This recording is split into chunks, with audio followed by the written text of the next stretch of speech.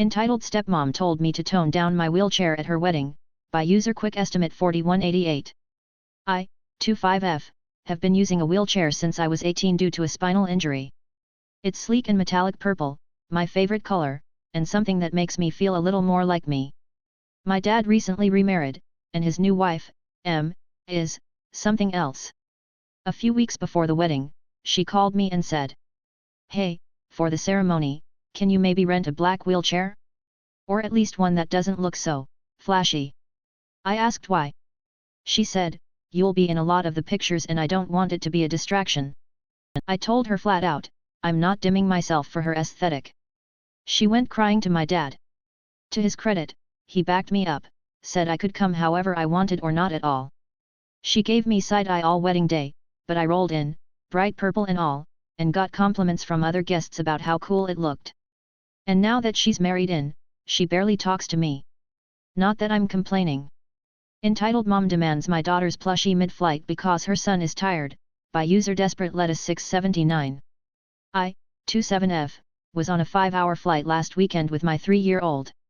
It was her first time on a plane, so to keep her calm, we brought her favorite stuffed fox, her comfort toy. She clutched that thing like a lifeline during takeoff. About an hour in, a boy maybe 5 or 6 in the row ahead of us starts crying and fussing. No big deal, we've all been there. His mom turns around and points at my daughter's stuffed fox and goes, "He's just really overstimulated. Would she mind sharing her toy for a bit?" I blinked. Then said gently, "Sorry, she doesn't share this one. It helps with her anxiety." She sighed dramatically and said, "This is why kids today are so selfish." I didn't respond. But then she whispered, not quietly, "Some people shouldn't be allowed to have kids if they can't teach them basic manners." Oh okay. That flipped a switch. So I said loud enough for others to hear, "If you're that worried about your kid's comfort, maybe pack something he actually likes instead of trying to guilt-trip strangers into handing theirs over." Several people around us muttered seriously or gave her side-eye. The flight attendant even offered my daughter some stickers and told M to stop harassing other passengers. She didn't say another word the rest of the flight. My mom signed me up for prom as someone's Make-A-Wish date, by user Low Macaron 7670. This still makes my blood boil, and it happened back in my senior year. I, 18F, was born with a pretty visible birthmark across half my face and had multiple surgeries to help, but the scars remain. I've also been deaf since birth. Despite that, I'm pretty confident and had a few close friends. Well, I decided not to go to prom because it just wasn't my scene, and I wanted to save money. 1 week before prom, my mom sat me down smiling ear to ear and said she got me a date. She had signed me up to go with a boy in our town who was recovering from leukemia. I didn't even know him. His mom and mine are apparently friends and agreed it would be so sweet if we went together. They even posted a photo collage of us online like it was some rom-com. I called her out immediately. She said, "I just thought this would be your only chance to go to prom." I said, "Why?" "Because I'm deaf and have scars." She didn't answer. I cancelled everything. I didn't go. And the worst part? That poor boy thought I had set it up. He apologized for my mom's behavior when he found out. My mom still tries to frame it like I missed out on a beautiful moment. Nah, I dodged a manipulative nightmare.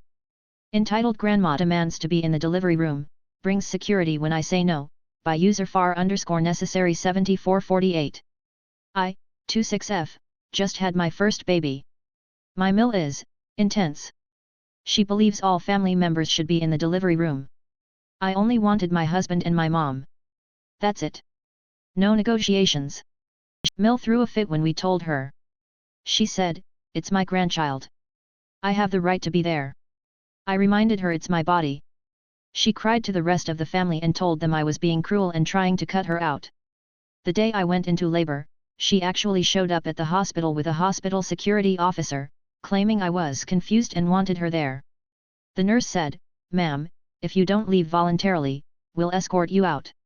She left, red-faced, and then called my husband 43 times while I was pushing. He put his phone on silent. We haven't seen her since, and honestly, it's been the most peaceful postpartum recovery I could have asked for. Entitled Mom scolded me for leading her son on at a funeral, by user Program Earwide 7984. I, 27F, went to a funeral last year for my college friend. It was deeply emotional, especially because it was a sudden accident. After the service, I hugged a few people goodbye, including a guy I used to be close with, let's call him Daniel. We had some tension back in school, but we never dated. I gave him a hug and told him I hoped he was okay.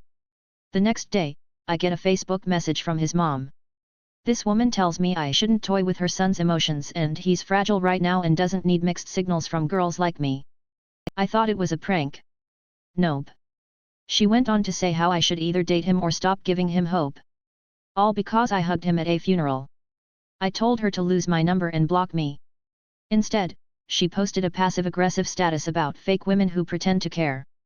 Daniel later apologized profusely, said his mom has boundary issues, and begged me not to judge him based on her. We're cool now, but I will never forget the audacity of being called manipulative for showing human comfort at a funeral.